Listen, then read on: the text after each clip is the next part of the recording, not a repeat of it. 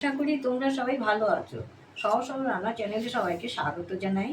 আজ আমি তোমাদের একটা ডাল দিয়ে বাটি বানিয়ে দেখব। বাটি তো সাধারণত আটা দিয়েই বানানো হয়, একটু শক্ত শক্ত হয়। এই ডাল দিয়ে যদি বাটি বানানো যায় তাহলে কিন্তু খুব নরম আর টেস্টি হয়। তো আমি মুগ ডাল 1 কাপ মুগ ডাল আর চানার ডাল 1 কাপ আমি ভিজিয়ে রেখেছিলাম 5-6 ঘন্টা। ভেজাবার পরে দেখো কত সুন্দর নরম হয়ে গেছে। আমি এটাকে একটা মিহি পেস্ট করে নেব। দেখো আমি মিহি করে একটা পেস্ট বানিয়ে নিয়েছি ডালের। এই পেস্টের মধ্যে কিছু বেসিক মশলা দেব। ধনিয়া পাউডার, একটু আজওয়াইন, একটু লঙ্কার গুঁড়ো, একটু হলুদ, একটু বেকিং সোডা, একটু সামান্য একটু বেকিং সোডা, আর এই 2 চামচ একটু ঘি, 1 চামচ দিলাম, একটু বেশি করেই দিলাম ঘি, মানে 1 চামচের থেকে একটু বেশি আর কি। আর একটু ধনিয়া পাতা দিয়ে মিক্স করে নেব। মিক্স করে এরপরে আটার একটা ডো বানিয়ে নিতে হবে। এবার আটা যতটুকু লাগে ততটুকু, যে যেরকম বানাবে, বেশি বানালে বেশি করবে, একটু শক্ত একটা সফট ডো বানিয়ে নিতে হবে। জল দিতে হবে না, একটু সফট ডো বানিয়ে নিতে হবে। দেখো আমি একটা ডো বানিয়ে নিচ্ছি।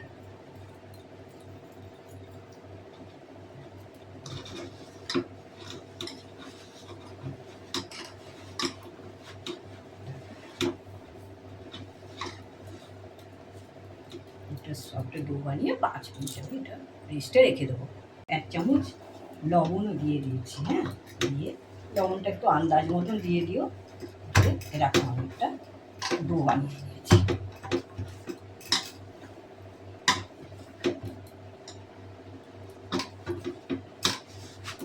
খেতে হেভি টেস্ট হয়, সবার একটা, বাচ্চাদের সবার একটা পছন্দের খাবার। দেখো ডো একটা বানিয়ে নিলাম, 5 মিনিট রেস্টে রেখে দিই। দেখো এটা সেট হয়ে গেছে আটাটায়। আমি এবারে রুটির আকারে বেলে নেবো। একটু আটা দিয়ে দিয়ে একটু বেলে নেবো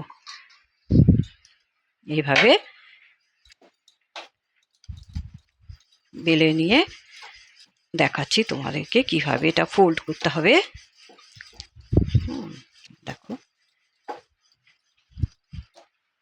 এরকমভাবে রুটিগুলো সব বেলে নিতে হবে। বেলে নিয়ে তারপরে একটু ঘি কোট করে দিতে হবে ভিতরে ভেতরে দিয়ে, এভাবে ব্রাশ করে দিলাম। দিয়ে এবারে দেখো এই দুনো সাইড, এই যে 2 সাইড এরকম ফোল্ড করে দেবে। দিয়ে একটু ঘি ব্রাশ করে একটু আটা ছিটিয়ে দিলাম। এইভাবে আটা ছিটিয়ে দিয়ে তারপরে আবার একটা ফোল্ড করতে হবে, যেরকম লাচ্ছা পরোটা বানায় ঠিক সেইভাবেই এটা এইভাবে বানাতে হবে। একটু লম্বা করে নিলাম, নিয়ে এই দেখো এইভাবে ফোল্ড করে নিতে হবে টাইটলি। একটা এইভাবে ফোল্ড করে নিতে হবে।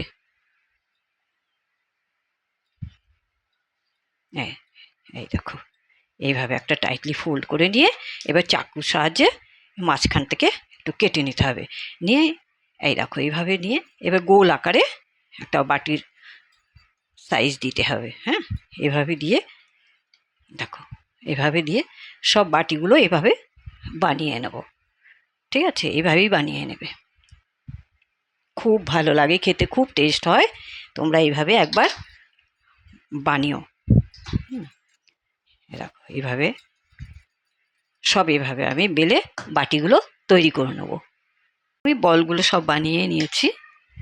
এবার ভাজার পালা। এবারে কি করে ফ্রাই করব দেখো। ফ্রাই কি মানে একটা আপে প্যামে করব। এটা কিন্তু ওভেনেও করা যায়। আমি এটা আপে প্যামে করছি কেন, একটু তাড়াতাড়ি হয়ে যাবে, খুব তাড়াতাড়ি হয়ে যায়। একটু ঘি কোট করে দেব। হ্যাঁ, এর ভিতরে একটু ঘি দিয়ে দেবো।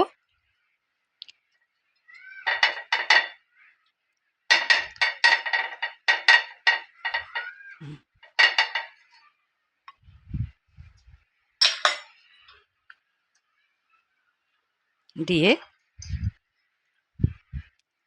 আমি এবার এটা বলগুলো দিয়ে দিচ্ছি। দেখো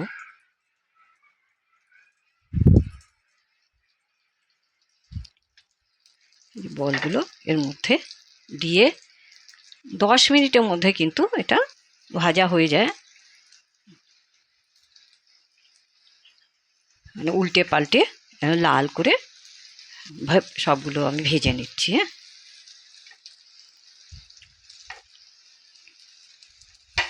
এরকম সবগুলো আমি এভাবে উল্টে পাল্টে ভেজে নেব।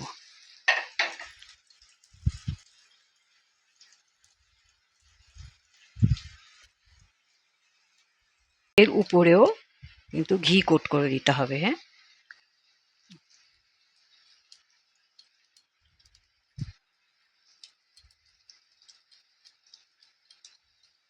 10 মিনিটের ভিতরে সব কিন্তু ভাজা হয়ে যাবে।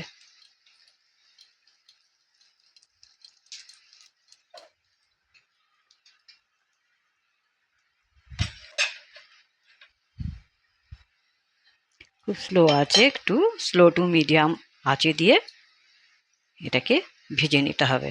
দেখো একটু একটু উল্টে রাখো, দেখাচ্ছি। এই দেখো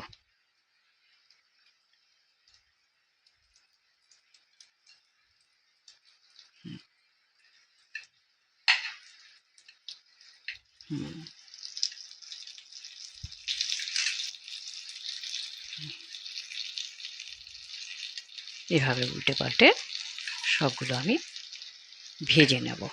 হ্যাঁ,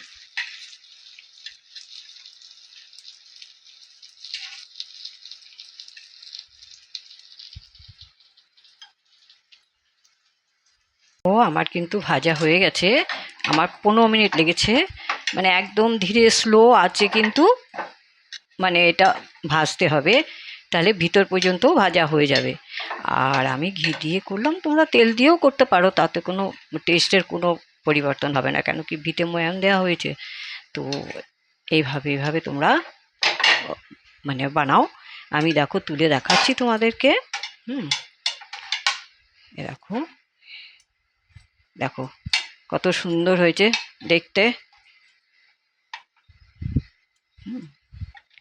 ভাজতে কিন্তু একটু টাইম নিয়ে ভাজতে হবে ভাজাটা, তাহলে ভিতর পর্যন্ত সব ভেজে যাবে, ভাজা হয়ে যাবে। এই দেখো, বুঝছো?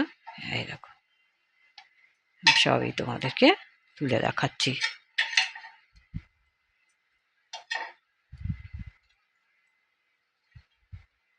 হেভি একটা টেস্টের ফুল মানে খাবার। বাচ্চাদের একবার খাওয়ালে দেখবে ওরা বারবার চাইবে। তোমাদের যদি এই রেসিপিটা ভালো লাগে তাহলে একটা লাইক করো, শেয়ার করো। আর সাবস্ক্রাইব করতে ভুলো না। একটা কমেন্ট করে বলো যে খেতে কেমন হলো। আবার একটা নতুন রেসিপি নিয়ে তোমাদের কাছে আসবো। ভালো থেকো, ধন্যবাদ।